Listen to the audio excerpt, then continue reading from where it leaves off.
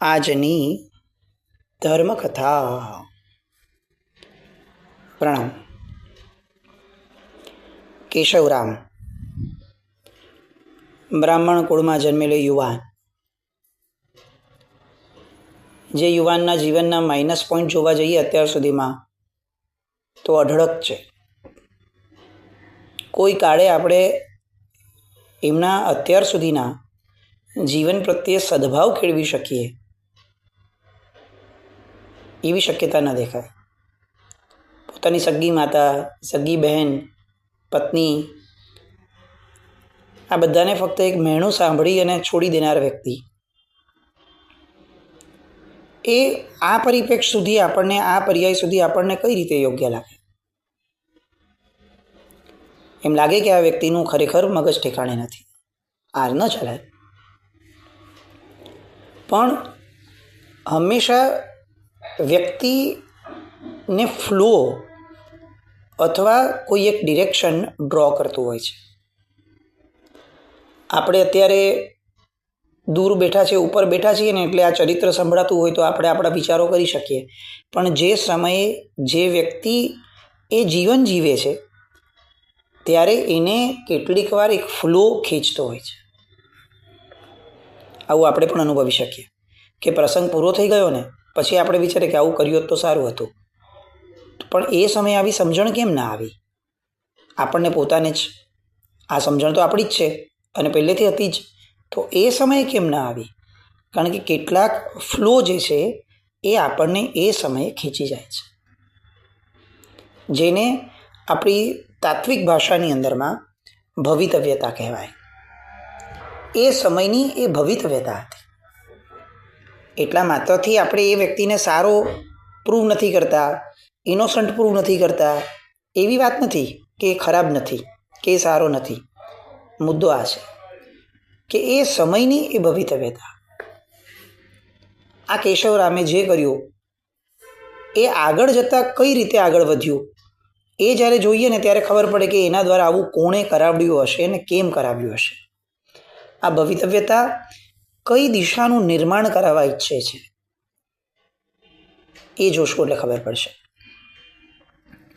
શુભ વિજયજી મહારાજ સાહેબે એ યુવાનને જે રસ્તામાં પડ્યો હતો એને ઉપાશ્રયમાં લેવડાવ્યો, એને બરોબર સાજો કરવા માટેના પ્રયત્નો કરાવડાવ્યા. અને પછી હવે જ્યારે એ યુવાન પૂછે છે કે હું ઘરે જાઉં, અને ત્યારે એ શુભ વિજયજી મહારાજ સાહેબ એ શું કરે છે એ સમજવાની વાત છે. શુભ વિજયજી મહારાજ સાહેબ બહુ પ્રેમથી એને એવું કહે છે કે હવે તું ઘરે જઈને શું કરીશ? તમે જુઓ, જે વ્યક્તિનું ઔચિત્ય પીકનું છે પોતાનું, એ વ્યક્તિ હવે કઈ રીતે વર્તે છે. આ તો જેવી રીતે વર્ત્યા તે કેશવરામ. પણ શુભ વિજયજી મહારાજ સાહેબને જ્યારે આવો સવાલ પૂછાય છે કે સાહેબ હવે મારે ઘરે જવું છે, અને ત્યારે શુભ વિજયજી મહારાજ સાહેબ ફક્ત એક જ જવાબ આપે છે, હજી ઘેર જવું છે? બસ. આનો કેશવરામ પાસે કોઈ જવાબ નહોતો અને આ ચર્ચા ત્યાં અંત પામી ગઈ. અને કેશવરામે તરત જ કીધું કે ભાઈ હું આપની સાથે રહીશ. શુભ વિજયજી મહારાજ સાહેબે એવું પણ નથી કીધું કે તું ઘરે ન જા. એમણે ફક્ત એક ઢંઢોળ્યા કે હજી ઘરે જવું છે? માતા ગુજરી ગઈ, બહેન ગુજરી ગઈ, તું તારું કર્તવ્ય ભૂલી ગયેલો, અને આટલી બધી ભૂલો જે આધાર ઉપર તે કરી છે, એ આધાર એટલે કે ઘર નહીં, સંસાર, એ સંસારમાં તારે પાછા જવું છે? કેટલાક વિધક શબ્દો એ જે પરિપ્રેક્ષમાં કુદરત એ સમયે લેવડાવે ને એ પરિપ્રેક્ષ માટે જ આખી પરિસ્થિતિનું નિર્માણ થયું હોય. આપણે સિમ્પલી વિચાર કરીએ કે કેશવરામ રાજનગરની એ પોળમાં જન્મ્યા હોય, બ્રાહ્મણ હતા, બધું જ જો બરાબર ચાલ્યું હોત તો એ બ્રાહ્મણના એના પિતાના કામની અંદરમાં આગળ વધ્યા હોત તો આજે વીર વિજયજી મહારાજ સાહેબ મળ્યા હોત આપણને. વીર વિજયજી મહારાજ સાહેબ મળ્યા આપણને કેમ? કારણ કે કેશવરામ ઘરેથી ભાગી ગયા, એક મેણું સાંભળીને ભાગી ગયા. પછી પછી ગયા જ નહીં પાછા. પછી પછી એ કંઈ પણ કામ ન આવડે એટલે પડ્યા રહ્યા ને એમાં બીમાર પડ્યા. અને એવામાં શુભ વિજયજી મહારાજ સાહેબની જ એની પર નજર પડી. રસ્તામાં કેટલાય લોકો મળ્યા હોય, પાલીતાણા નામનું ક્ષેત્ર હોય, કેટલાય મળ્યા હોત, પણ શુભ વિજયજી મહારાજ સાહેબની જ નજર એની પર ઠરવાની હતી અને ઠરી. ભવિતવ્યતા આનું નામ છે. આપણી બુદ્ધિ એ જ્યાં અટકી જાય ને ત્યાર પછી જે નિર્માય છે એ ભવિતવ્યતા છે. આ રહેવાનું શરૂ કર્યું કેશવરામે. સાહેબજીનો તો વિહાર થયો અને વિહાર થતાં ખંભાત જવાનું થયું. વિહારની અંદરમાં મહારાજ સાહેબનું પોટલું ઉપાડે અને બીજા બધા કામો કરે. મનમાં સતત વિચારે કે હું બ્રાહ્મણ, જિંદગીમાં કોઈ દી મેં કોઈ કામ કર્યું નથી, મારે એવું કોઈ વિકલ્પ નથી, મને કોણ અપનાવશે? અને જે રીતનું મારું જીવન છે એ પછીથી તો કોઈએ મને અપનાવવો પણ ન જોઈએ. હું તો જેણે મને અપનાવ્યો તો એ લોકોથી દૂર ભાગી ગયેલો માણસ છું. આ ગિલ્ટ એ કેશવરામને અતિશય અંદરથી પિંચ કરતું હતું. પણ ખંભાત તરફના વિહાર પછીથી જ્યારે ખંભાત પહોંચ્યા એ પછી સાહેબ થોડો સમય એની સાથે બેસી અને કેટલોક નાનો સત્સંગ કરાવે. દીક્ષાની પ્રેરણા કરે એવી કોઈ વાત નહીં, સત્સંગ કરાવે. સાથે સાથે જ્યાં જાય ત્યાં એમને ચલાવે. મુકામે જાય તો આ કેશવરામ સાવરણી કાઢે, કચરો કાઢે, ગુરુની દોરવણી પ્રમાણે ભણે, નાની મોટું ગાથા કરે, સેવા કરે. આ બધું કરતા સત્સંગનો રંગ લાગતો ગયો. યોગની દ્રષ્ટિઓમાં શુશ્રુષા નામનો એક શબ્દ આવે છે. આ શુશ્રુષા એટલે શું? શુશ્રુષા એટલે આ ગુરુની સેવા કરવી, વયાવચ કરવી, શારીરિક રીતે એનું અનુકૂળ થાય એવું બધું કરવું, એ જ તો કે ના. એના ઉપરાંત આગળ વધીને શુશ્રુષા એટલે ગુરુના માનસપટને ઝીલવું. ગુરુનું માનસિક તંત્ર જે રીતનું છે એ રીતનું પોતાનું માનસિક તંત્ર બનાવવું, એને શુશ્રુષા કહેવાય. અને એટલે એ યોગની દ્રષ્ટિનો બહુ મહત્વનો ગુણ કીધો કે ત્રીજીએથી ઉપર જવું છે તો શુશ્રુષા જોઈએ. અને આમનામાં આ શુશ્રુષા નામનો ગુણ, સત્સંગ નામનું કલ્પવૃક્ષ એટલું બધું ફળ્યું કે હવે ધીરે ધીરે એને રંગ લાગતો ગયો. આગળ વધતા ગયા. પોટલા ઉચકવાના કામમાંથી આગળ વધીને હવે ગાથા ઉચકતા થયા. 2 વર્ષ સાહેબ ભેગા રહ્યા. 2 વર્ષ. આ 2 વર્ષના સત્સંગની અંદરમાં એમણે જે પામ્યું એ એટલું બધું સક્ષમ હતું કે 2 વર્ષની અંદરમાં દીક્ષાનો નિર્ણય લેવા માટે સમર્થ બન્યા. સંવત 1846માં કેશવરામ પર શુભ વિજયજી મહારાજ સાહેબની દ્રષ્ટિ પડેલી. સંવત 1848ની અંદરમાં પાનસર ગામની અંદરમાં એ પધાર્યા અને પાનસરમાં એમની દીક્ષા થઈ. આ દીક્ષા થઈ ત્યારે શુભ વિજયજી મહારાજ સાહેબને ઓલરેડી 2 શિષ્યો હતા, ધીર વિજયજી મહારાજ સાહેબ અને ભાણ વિજયજી મહારાજ સાહેબ. દીક્ષા થઈ, શાસ્ત્રોનો અભ્યાસ શરૂ થયો, 5 કાવ્યો ભણ્યા, 6 દર્શન ભણ્યા. મૂર્તિ પોતે બ્રાહ્મણ હતા એટલે સંસ્કૃત એ એમના ડીએનએમાં હતું. સંસ્કૃત, પ્રાકૃત બધું ભણ્યા, આગમો વાંચ્યા. 8 થી 9 વર્ષ ફક્ત ને ફક્ત ભણવાનું. 1848માં દીક્ષા થઈ. 1855ની અંદરમાં એમણે સૌથી પહેલું કાવ્ય લખ્યું જેનું નામ હતું સ્થૂલીભદ્રની શિયળ વેલી. અને 1855ની અંદરમાં લખેલું આ કાવ્ય એ શુભ વિજયજી મહારાજ સાહેબ અને એ સમયના મહાત્માઓને એટલું બધું વિદ્વત્તા સભર લાગ્યું કે બધાને એવું લાગ્યું કે વીર વિજયજી મહારાજ સાહેબને આ દિશાની અંદરમાં હવે આગળ વધારવા જ જોઈએ. ભણવાનો અભ્યાસ ચાલે છે પણ સાથે સાથે આ કાવ્ય રચનાની વાતમાં એમને સતત પ્રોત્સાહન મળતું ગયું. સંવત 1860 એટલે કે પહેલું કાવ્ય રચ્યું એના 5 વર્ષ પછીથી અને દીક્ષાના 12 વર્ષ પછીથી એમને એમના ગુરુએ પંડિત નામની પદવી આપી. પંડિત નામની પદવી એટલે શું? તો કે 45 આગમના જોગને વહેવાનું, એ જોગ થાય પછી એ પન્યાસ પદવી મળે તે. હવે 1860ની અંદરમાં એમને આ પન્યાસને પંડિત પદવી મળી. અને ભાગ્ય જુઓ કે 1860માં જ પૂજ્ય શુભ વિજયજી મહારાજ સાહેબ એમનો કાળધર્મ થયો રાજનગરની અંદરમાં. એ વખતે નગર શેઠ વખતચંદ શેઠ અને શેઠાણી જડાવબાઈ એ બંનેએ શુભ વિજયજી મહારાજ સાહેબના પટ્ટધર તરીકે વીર વિજયજી મહારાજ સાહેબની સ્થાપનાનો ઉત્સવ કર્યો. બે શિષ્યો આગળ હતા, ધીર વિજયજી મહારાજ સાહેબ અને ભાણ વિજયજી મહારાજ સાહેબ. પોતે ત્રીજા નંબરના શિષ્ય છે અને તેમ છતાં પંડિત પદવી સાહેબે એમને આપી. કેમ એમને આપી? કારણ કે એ પોતાના પટ્ટધર તરીકે સ્થાપવા યોગ્ય છે એવું શુભ વિજયજી મહારાજ સાહેબે સમજેલું. પોતે એ જ વર્ષે કાળ કરી ગયા. કેટલીક વસ્તુઓ ઇંગિત ઇશારો હોય છે અને આ નગર શેઠે એ ઇંગિત ઇશારો સમજેલો અને એટલે એમને પટ્ટધર તરીકે સ્થાપના કરી. એ પછીથી તો અનેક ક્ષેત્રોમાં વિચારવાનું થયું. ગુજરાત, કચ્છ, સૌરાષ્ટ્ર બધે જ એકવાર સુરત આવ્યા. હવે આ એ સમયગાળો છે કે જ્યારે બે પરંપરા ચાલતી હતી, એક સંવેગી સાધુઓની અને બીજી શ્રી પૂજ્યોની. શ્રી પૂજ્યો એટલે જેને આપણે યતિ સંસ્થા તરીકે ઓળખીએ છીએ તે શ્રી પૂજ્યો. હવે વિજય દેવસુરી મહારાજ અને વિજયસિંહ સુરી મહારાજ સાહેબ એ બંને જ્યારે થયા હતા પાઠ પરંપરામાં, એ પછીથી આ શ્રી પૂજ્યોની ધારા એક અલગથી થઈ અને શ્રી પૂજ્ય જે થાય એ જ આચાર્ય બને એ રીતનો આખો એક ધારો થઈ ગયો. આપણને તમે જુઓ વર્ષો સુધી પરંપરાની અંદરમાં અચાનકથી આચાર્ય પદવી આપણે ત્યાં ગાયબ થઈ ગયેલી. બધે જ તમે જોશો તો પંડિત પદવું અને પન્યાસ પદવી, પન્યાસ સત્ય વિજય, કપૂર વિજય, આ બધા જે દેખાય છે આ બધામાં પન્યાસ શબ્દ છે. છેક શાસન સમ્રાટ થયા એ એવા આચાર્ય ભગવંત થયા કે જેમણે વિધિ સહિત આચાર્ય પદવી લીધી.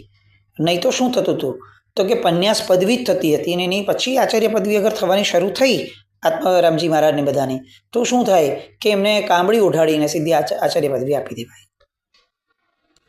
તો આ પન્યાસ પદવીનો સમય આચાર્ય પદવી કેમ નહોતી થતી? કારણ કે એ ધારો થઈ ગયેલો હતો કે આચાર્યો તો શ્રી પૂજ્યો જ હોય, સંવેગી સાધુઓ આચાર્ય ન બની શકે.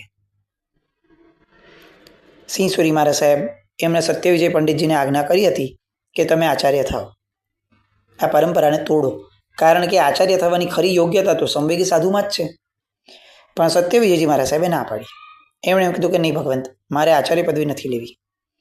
તમે એક કામ કરો, વિજયપ્રભ સુરી મહારાજ સાહેબ છે એમને આચાર્ય બનાવો, હું એમની આજ્ઞા પાડીશ. ગુરુએ પૂછ્યું કે તો તમે શું કરશો?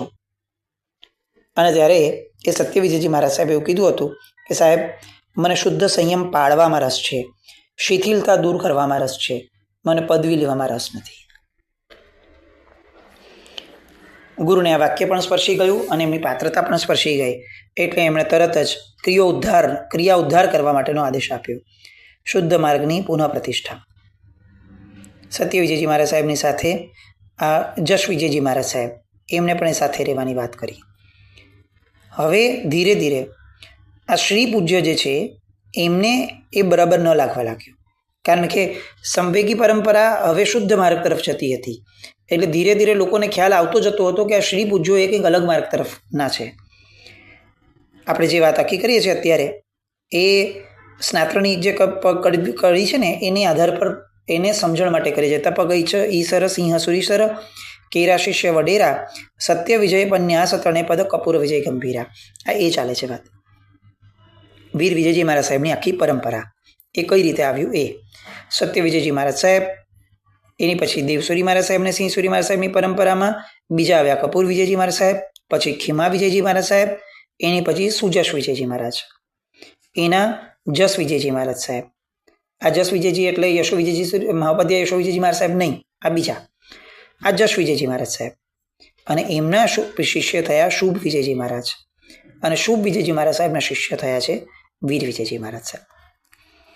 એટલે આ બધી ક્રિયા ઉદ્ધારનું કાર્ય થયું, પણ શ્રી પૂજ્યોની હજી પણ જે આણ છે એ અકબંધ ચાલતી હતી. એવામાં વીર વિજયજી મહારાજ સાહેબને સુરત આવવાનું થયું. સંઘે સામયું કર્યું.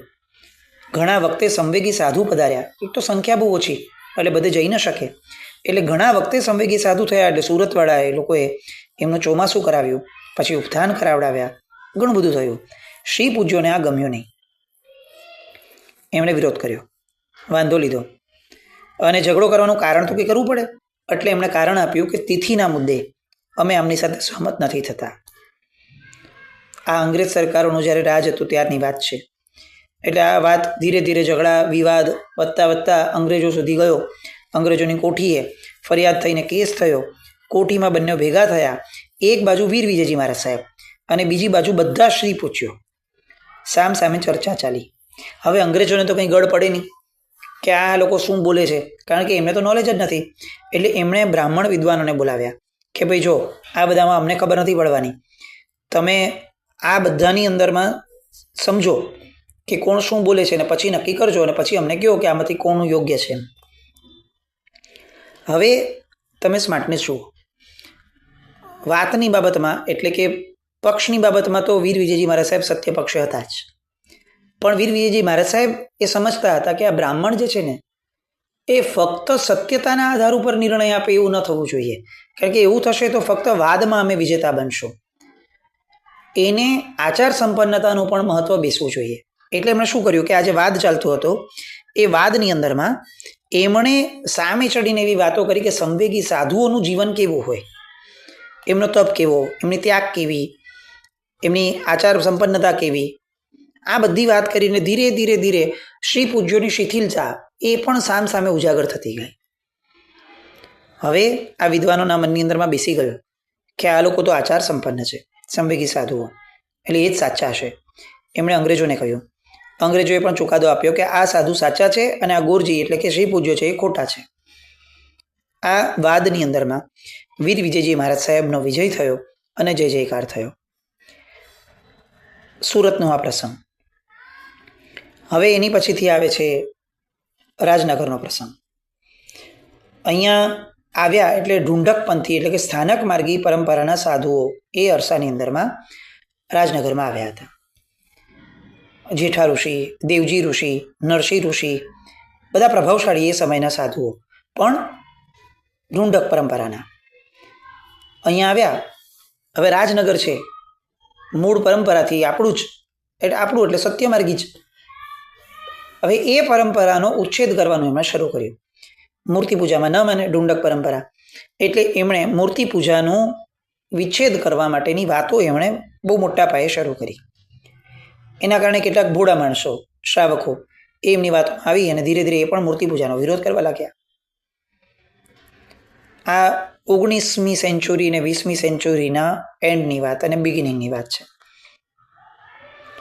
લોકોને એમણે એવું સમજાવ્યા કે મૂર્તિને તો મનાય જ નહીં. ગાયની મૂર્તિ હોય એને આંચળ હોય તો પણ કહો ચાલો કે તમે મૂર્તિને દોહશો તો દૂધ મળશે? ના, દૂધ તો ન મળે. તો લો તમે બોલો કે આટલા બધા પુષ્પોને બધું આમને ચડાવો છો મૂર્તિને, તો પુષ્પ પૂજાનું ફળ શું મળે? એની માટે પુષ્પોની હિંસા કરવાની? એની માટે આટલા બધા પુષ્પોને છૂટવાના, આટલા જીવોને મારી નાખવાના? વાત તો સાચી લોકોને લાગવા લાગી. એમણે કડી મૂકેલી હતી: ઢોલ વાગે પડઘમ વાગે, વાગે વાજા તુરી, એકેન્દ્રીની સામે પંચેન્દ્રી નાચે, એ છે ફજેતી પૂરી. એટલે શું કે ભાઈ મૂર્તિ એ પથ્થર છે, પથ્થર એ એકેન્દ્રિય છે. એકેન્દ્રિયની સામે પંચેન્દ્રિય મનુષ્ય નાચતું હોય, ચામર લઈને એને ધૂપ કરીને એને દીપક કરીને, આ તો ફજેતી કહેવાય. આ રીતની વાતો તાર્કિક રીતે એમણે લોકોના મગજમાં નાખવાની શરૂ કરી.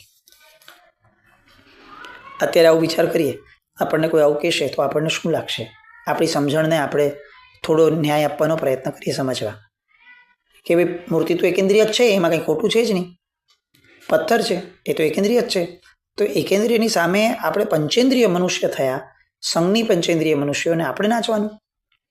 આવો પ્રશ્ન અગર આપણને કોઈ પૂછશે તો આપણે શું કરશું? અખાના અને બધાના જે કાવ્યો હતા, જેટલા પથ્થર એટલા દેવ, આ બધા કાવ્યોનો જ્યારે જે રીતે જે પરિપ્રેક્ષમાં લોકો ઉપયોગ કરી લે અને એમને જે કરાવડાવવું છે, મગજમાં ઘુસાવડાવવું છે, ઘુસાવડાવી દે, એવા સમયે આપણું મગજ શું ચાલતું હશે એનો નિર્ણય આપણે કરવો જોઈએ.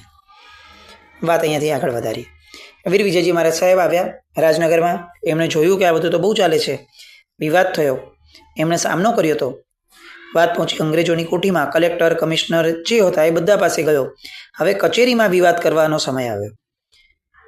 એટલે વીર વિજયજી મહારાજ સાહેબે કીધું કે હું એકલો અહીંયા, અમે 2-3 જણ છીએ, એટલાથી કામ નહીં થાય, આમાં તો આપણું સંખ્યાબળ જોઈશે. એટલે એમણે સંવેગી સાધુઓને ખેડાથી, સુરતથી, એ બધેથી બોલાવ્યા.